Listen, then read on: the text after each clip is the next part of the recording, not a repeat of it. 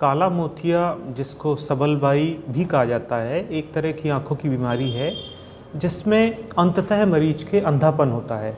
मरीज केवल बुज़ुर्ग या ज़्यादा उम्र के नहीं होते हैं, कुछ बच्चों में भी देखा जाता है, पर मुख्यतः ये 40 से 60 वर्ष के बीच में होती है। साधारणतः मरीज जो ग्लूकोमा के होते हैं वो 40 से ज़्यादा बरस की उम्र के होते हैं।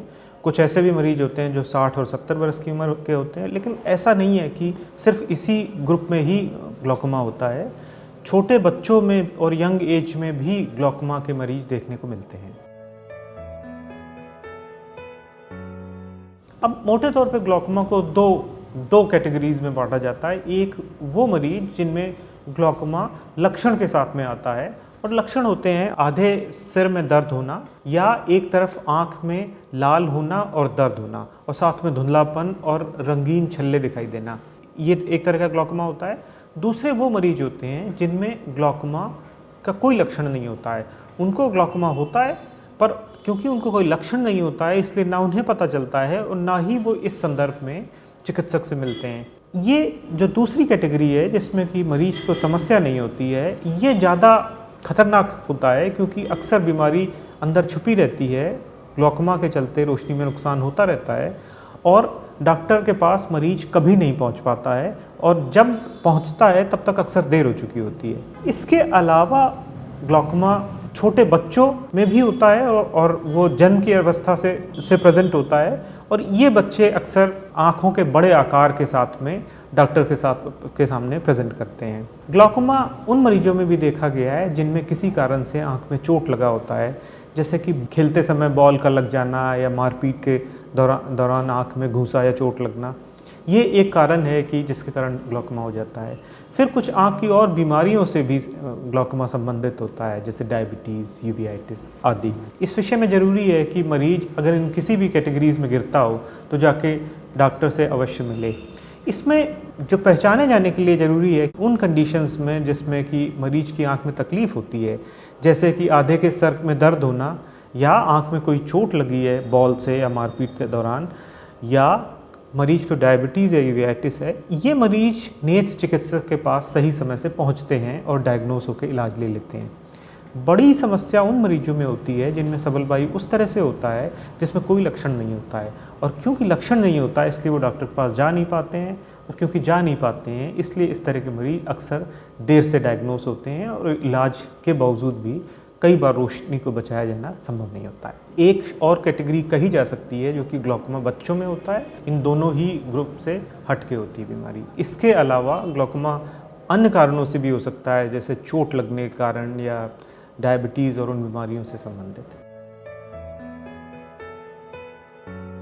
मुख्यतः दो कैटेगरीज में बांटा जा सकता है मरीजों को। एक वो होते हैं जो लक्षण के साथ में होते हैं, और एक वो होते हैं जिनमें बीमारी अपना कोई लक्षण नहीं देती है और मोटे तौर पे मरीज अंधेपन के साथ में आता है। जिन मरीजों में लक्षण होते हैं उनमें ये साधारण आधे सर के दर्द और किसी एक तरफ दर्द या आँख में दर्द और लाली, जो कि मुख्यतः शाम के समय होती है, इस समस्या के साथ में आते हैं। पर ये बहुत से मरीज इस तरह की तकलीफ़ के साथ नहीं आते हैं।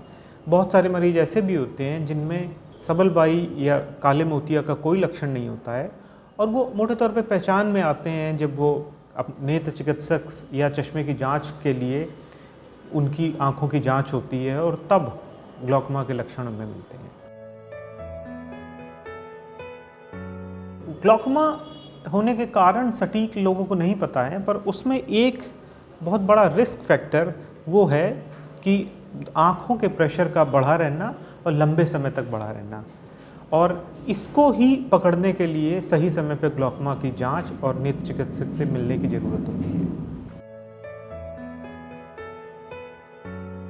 दोनों ही तरह के ग्लूकोमा में उपचार मोटे तौर से दवा से होता है। दवाएं बहुत ही अच्छे किस्म की दवाएं उपलब्ध हैं जिनसे ग्लूकोमा की रोकथाम करी जा सकती है और उसका इलाज संभव है। जिन मरीजों में सरदर्द के साथ में ग्लूकोमा होता है उनमें लेज़र विधि से भी इसका उपचार किया जा सकता है और आगे समस्या को बढ़ने से रोका जा सकता है। पर दवाओं की कुछ अपनी समस्याएं हैं, जैसे दवा जीवन भर के लिए लेनी होती है, दवाओं से तकलीफ़ मरीज को होती है, दवाओं की एक कीमत होती है जो मरीज के लिए कई बार कठिन होता है ले पाना, या दवा को लगातार सही समय और सही तरीके से डालते रहना मरीज के लिए कठिन होता है। ऐसी स्थिति में जब दवा से या तो इलाज संभव नहीं है या दवा मरीज नहीं ले सकता है या लंबे समय तक दवा दिया जाना है, तब ऑपरेशन की विधि से भी इसका इलाज संभव है। मुख्य बात यह है कि अगर सही समय से सबलबाई की पहचान हो जाती है और मरीज नेत्र चिकित्सक के कांटेक्ट में आता है तो उसका सही इलाज तीनों ही विधियों से संभव है। अगर मरीज देर से आता है तो अक्सर जो आँखों की रोशनी में जो नुकसान होता है वो ऐसा होता है कि जिसको फिर पूरा नहीं किया जा सकता है। ग्लॉकमा की सर्जरीज जो होती हैं वो मोटे तौर पे दो तरह की होती हैं। एक वो सर्जरीज होती हैं जिसमें आँख का प्रेशर बढ़ने को रोकने के लिए चैनल्स बनाए जाते हैं, और दूसरी वो सर्जरीज होती हैं जो इसमें कुछ इम्प्लांट्स लगाए जाते हैं जो कि आँखों के प्रेशर को कंट्रोल में रखते हैं। दोनों ही सर्जरीज आज के समय में विभिन्न चिकित्सकों द्वारा दी जा रही है। मरीजों में जो रोशनी में नुकसान होता है उसका मुख्य कारण होता है बीमारी का देर से पकड़े जाना। उसका कारण है कि बहुत सारे मरीजों में ग्लॉकमा अपने आप में कोई समस्या या लक्षण नहीं दिखाता है, तो मरीज को ग्लॉकमा होता है और मरीज क्योंकि इलाज नहीं लेता है तो नुकसान दिन पर दिन होता रहता है, और जब वो मरीज डॉक्टर के पास आता है तब तक बहुत देर हो चुकी होती है। तो पहला रोकथाम का टिप तो ये है कि जो भी लोग कि आँखों में अगर आपको कोई भी समस्या है तो आप जल्दी से जल्दी नेत्र चिकित्सक से मिलें। दूसरा कि जो लोग 40 से ज़्यादा उम्र के हैं और उनको पास से पढ़ने की समस्या होती है और उस संदर्भ में वो अपने आँखों के चश्मे की जांच कराने के लिए जाते हैं, तो ज़रूरी है कि वो उस समय नेत्र चिकित्सक से मिल के और अपने आँखों की जांच कराएं, और वो सही समय है जब नेत्र चिकित्सक उनको सबलबाई या ग्लॉकमा के लिए जांच कर सकता है, और अगर है तो उसको पकड़ के इलाज कर सकता है।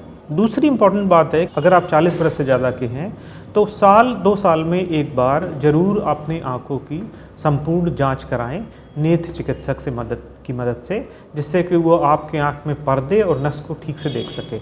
यही एक ग्लॉकमा से बचाव या रोकथाम करी जा सकती है।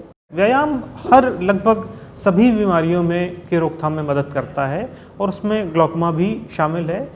ये निश्चित तौर से देखा गया है कि व्यायाम आँखों जो ब्लड प्रेशर है उसको कम करता है मरीज में, और जिन लोगों में जो ब्लड प्रेशर जो है वो एक कंट्रीब्यूटिंग फैक्टर होता है ग्लॉकमा के बीमारी के बढ़ने में, तो व्यायाम करने से ग्लॉकमा की समस्या या बीमारी के रोकथाम में मदद मिलती है। अगर आपको ग्लॉकमा हो गया है और डॉक्टर ने नेत्र चिकित्सक ने डायग्नोस करके आपको दवा और इलाज लिखी है, तो अब ये आपकी जिम्मेदारी है कि उस दवा और इलाज को समयबद्ध तरीके से लेते रहें।